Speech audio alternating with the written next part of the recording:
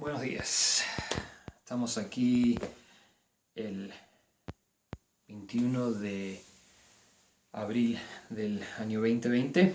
Estamos quedándonos en casa mucho y de vez en cuando podemos venir a trabajar. Y estaba orando y dándole gracias a Dios por la oportunidad de que podemos hacer esto por medio del internet. Y entonces quería compartir de la palabra de Dios en español. No lo hago mucho, necesito hacerlo más. Mi español cuando es en referencia a términos bíblicos no es tan bueno. Lo aprendí mucho en inglés y entonces tengo que traducir todo de vuelta al español. Entonces quería compartir la palabra y poner unos estudios en español aquí en YouTube. Para que lo use el Señor como Él quiera. Y hoy quería compartir de primero de Tesalonicenses, capítulo 4, dos versos, el versículo 7 y el 8 nomás. Pero antes de empezar, oremos.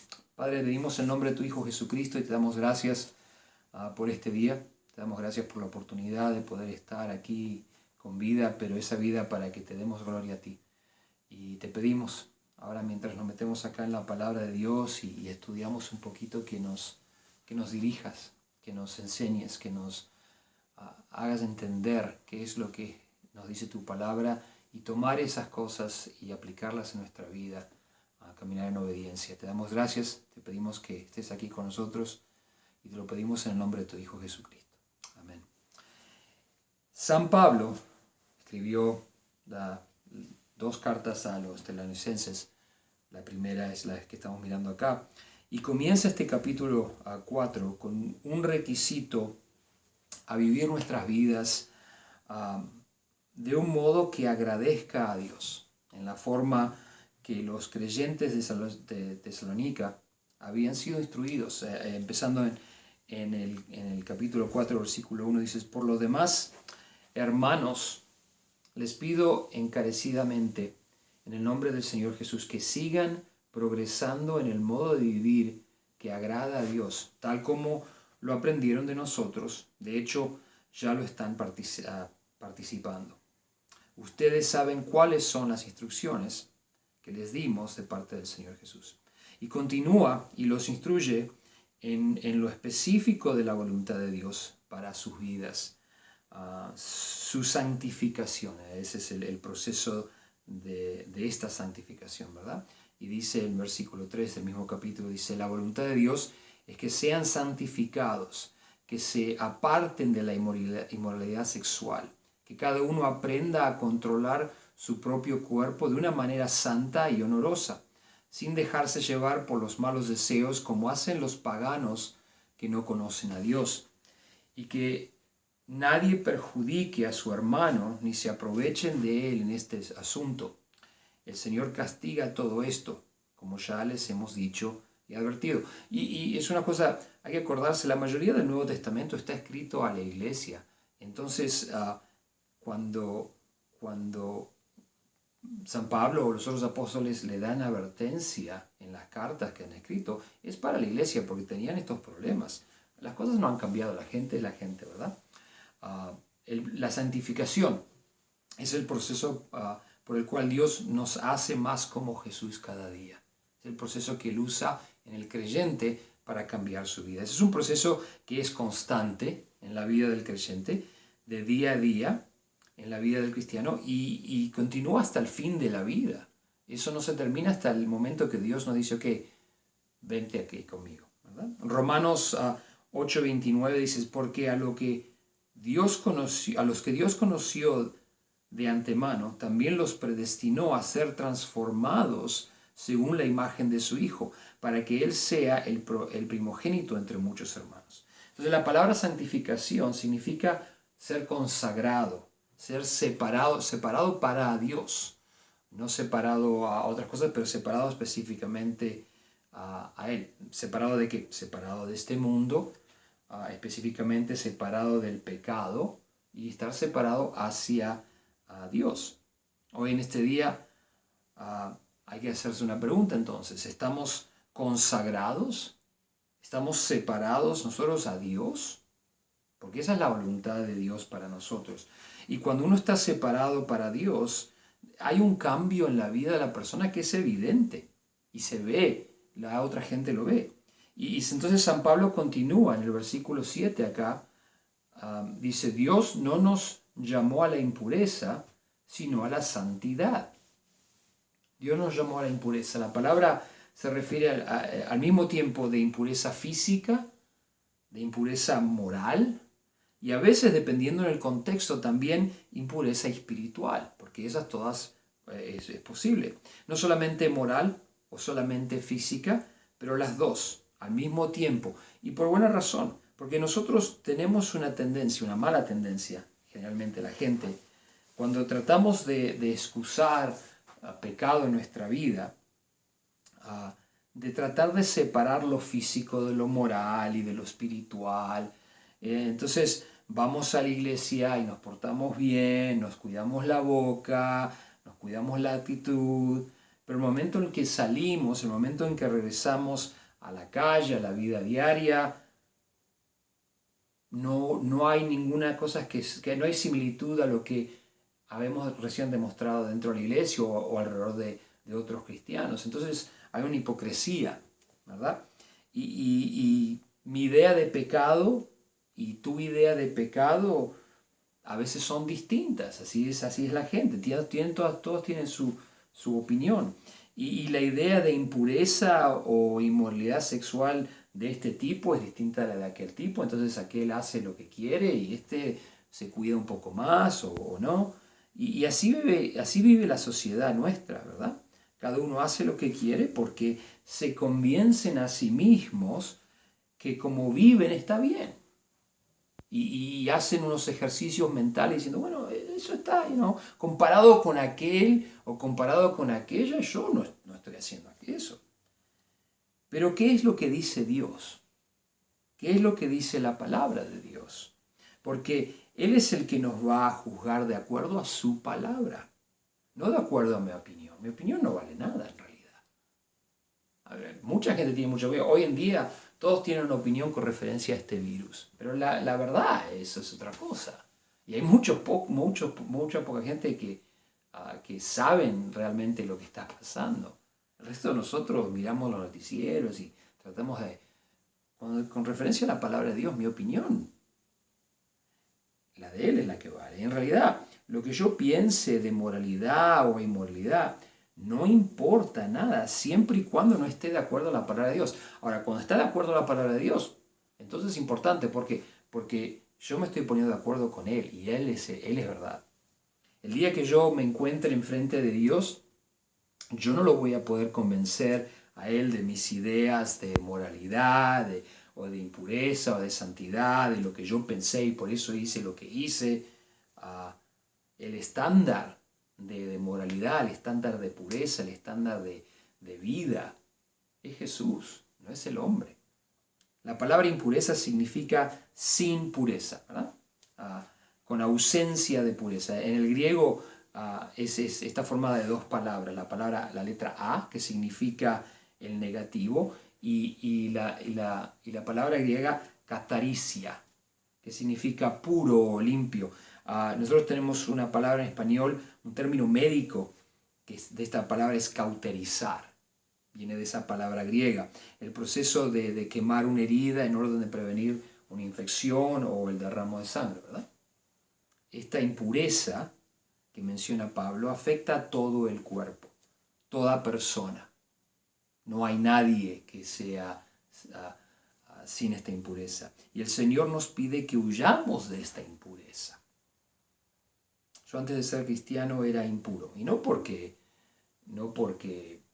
venía de Argentina o venía de hay gente hace muchos chistes acá, bueno, los argentinos son así allá, pero la realidad es que yo era impuro porque nací pecador, como todo el mundo, como toda persona. Era impuro por mis pecados. Y somos todos pecadores, ¿verdad?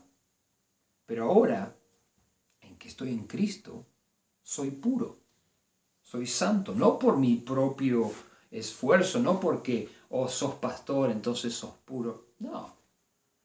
El pecado natural en mí mismo existe y va a existir hasta el día que me muera, pero soy puro por el trabajo que hizo Jesús en la cruz. Él tomó mis pecados en su cuerpo y en cambio me dio su virtud, su justicia. En ese momento yo soy justificado a Dios. Él me ve a mí sin pecado. Dios me mira a mí por medio de Jesucristo y a todo cristiano. Y ya no ve impureza, pero ahora nos ve justo. Y ahora que soy limpio, debo seguir viviendo de esa vida limpia, nos dice San Pablo. Entonces, ¿que vivo en impureza? No. San Pablo dice en Romanos 6:2, dice, de ninguna manera nosotros que hemos muerto al pecado, porque cuando nos damos la vida a Cristo, simbólicamente morimos en la cruz con Él, ¿verdad? Entonces dice, ¿cómo podemos seguir viviendo en Él, en el pecado? San Pedro nos dice en la primera de Pedro, capítulo 4, en el versículo 1, dice, por tanto, ya que Cristo sufrió en el cuerpo, asuman también ustedes la misma actitud, porque el que ha sufrido en el cuerpo ha roto con el pecado, para vivir el resto de su vida terrenal no satisfaciendo sus pasiones humanas, sino cumpliendo la voluntad de Dios, pues ya basta con el tiempo que han desperdiciado haciendo lo que agradaba a los incrédulos, entregados al desenfreno, a las pasiones, a las borracheras, a las orgías, a las parrandas y a las idolatrías abominables. Eso fue donde vivimos. Si alguno visa lista y dice, no, pero yo no hice eso. Pecado es pecado. Un solo pecado nos separa de Dios completamente. Y ahí fue donde vivimos, donde pasamos mucho tiempo desperdiciando. Entonces dice, no regresemos a esa impureza, especialmente ahora que estamos en Cristo, le está diciendo a los cristianos aquí. El cristiano antes de Cristo vivía en el basurero y ahora fuimos trasladados a una mansión espiritualmente, ¿verdad? Entonces, ¿por qué todavía tenemos ese deseo de regresar al basurero? O quizás usted está viviendo de esa forma en impureza y no en santidad. Volvemos a lo que dice, lo leí antes, 1 Tesalonicenses capítulo 4, versículo 3, dice, la voluntad de Dios es que sean santificados, que se aparten de la inmoralidad sexual, que cada uno aprenda a controlar su propio cuerpo de una manera santa y honrosa, sin dejarse llevar por los malos deseos como hacen los paganos que no conocen a Dios. Dios no nos llama a impureza, como vive el resto del mundo, que no cree en Dios, que no conoce a Dios. Pero somos llamados, nos llama a santidad, a separarnos para Dios, el mismo Dios que nos ama, que nos salva, el único Dios que nos ama y que nos salva. No hay otro Dios. Primera de Pedro, capítulo 1, versículo 15, dice, más bien sean ustedes santos en todo lo que hagan. Sean separados, sean consagrados en todo lo que hagan, como también es santo quien los llamó. Dios es santo. Seamos santos.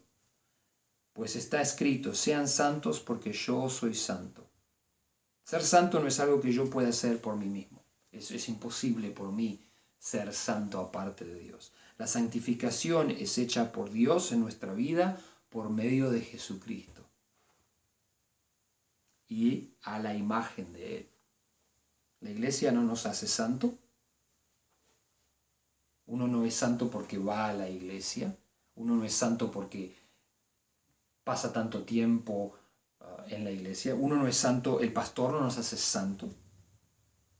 Los santos no nos hacen santos. Somos santos porque Jesús pagó por nuestros pecados y nos justificó. Y Pablo nos dice que es Dios quien nos llama. Nuestro Padre nos llama. Yo tengo 2 hijas. Y cuando las llamo, vienen, generalmente. Pero vienen porque es su padre quien las llama. Si algún extraño las llama, no van.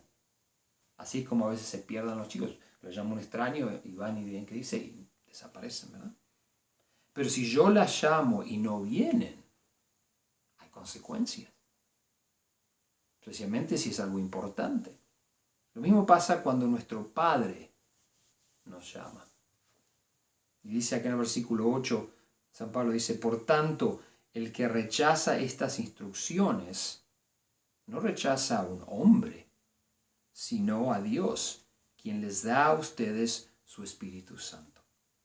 Si uno rechaza las instrucciones de Dios, hay consecuencias, y las consecuencias son eternas. Si mis hijas no obedecen al Padre, hay consecuencias, pero son temporarias. Eso es una consecuencia que dura un par de días, una semana, un mes, depende en lo que han hecho, ¿verdad? Pero cuando es en referencia a Dios, si yo rechazo la palabra de Él, estoy rechazando a Dios y las consecuencias son eternas. Cuando uno rechaza significa que lo rechazado no tiene importancia, que no tiene valor, por eso lo rechazo, eso a mí no me importa. Entonces hay que tener cuidado con lo que calificamos importante o no, especialmente en referencia a la palabra de Dios.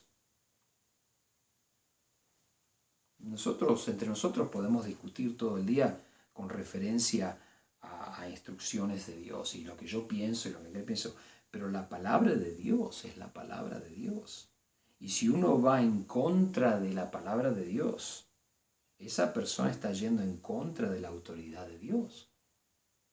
¿Y quién piensa cuáles van a ser las consecuencias de eso? A los Galatas, en Galatas 6, 7 escribió San Pablo, no se engañen, de Dios nadie se burla, cada uno cosecha lo que siembra. El que siembra para agradar a sus naturalezas pecaminosas, de esa misma naturaleza cosechará destrucción. Y el que siembra para agradar el Espíritu, del Espíritu cosechará vida eterna. Entonces, ¿qué es lo que estamos sembrando? Porque de eso vamos a cosechar. Y si yo estoy sembrando cosas que agradan mi naturaleza pecaminosa, mi naturaleza, lo mío, voy a cosechar de eso.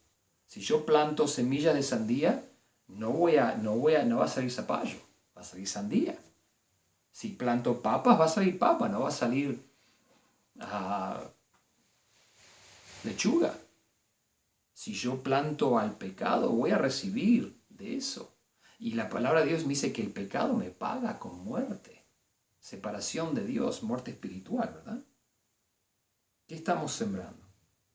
¿Estamos viviendo una vida santa, agradecida a Dios? Si no es de por medio de Jesús, uno no puede vivir una forma que agradece a Dios. Yo personalmente, cualquier persona, en nuestro propio poder, con nuestra propia sabiduría, no podemos vivir una vida que le agradezca a Dios. Solo es posible en Jesús ser santo. Quizás usted es uno de ellos que no conoce a Dios. Y por eso la vida es una vida de impureza. Es la vida natural de la persona. Y acuérdense que el estándar de santidad es Jesús, el estándar de pureza es Jesús, no yo o otra persona. Y eso nos lo explica en su palabra.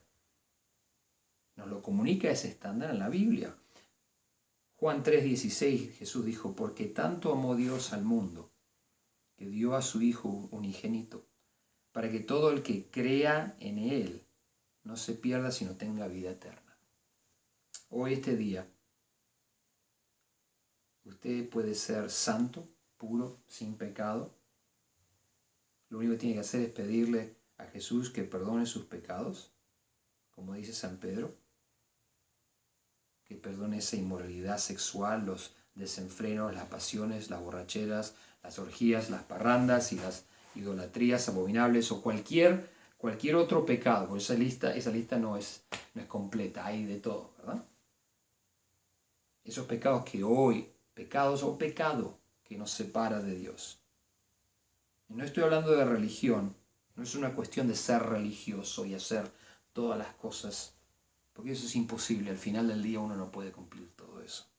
Es una cuestión de conocer a Dios, ¿Cómo lo conozco a Dios? Es posible por tener una relación con Jesucristo. La Biblia nos explica eso. Es una relación personal. Cuando yo conozco a alguien, tengo una relación con esa persona. La Biblia dice que yo puedo conocer a Dios. Todos somos pecadores y nuestros pecados nos separan de Dios. Él vino para perdonar pecados y darnos vida nueva, vida eterna. Este día, hoy, es el día de salvación. Si uno no tiene a Jesús como su Señor y su Salvador, hoy es el día que puede empezar esa vida nueva, esa vida eterna, para pedir perdón por los pecados, para pedirle a Él que sea su Señor y su Salvador. Y si conocen a Dios, si Jesús es Señor y Salvador de su vida, entonces vivan en el poder del Espíritu Santo, en obediencia a Dios. Jesús dijo en San Juan 14:15, si ustedes me aman, obedecerán mis mandamientos. El amor es una cuestión de relación. Cuando uno ama a una persona es porque la conoce y porque tiene una relación con esa persona. El que ama a Jesús es el que tiene una relación con Él. No es una cuestión de hacer todas esas y marcar todas las cositas. Hice esto, porque un solo pecado me separa de Él. Pero Dios nos ama tanto que vino y dio su vida por la nuestra, para que tengamos vida eterna. Y hoy es el día que eso puede cambiar. Y si ha cambiado ya, mantengamos nuestra relación con Él constantemente, caminando en obediencia.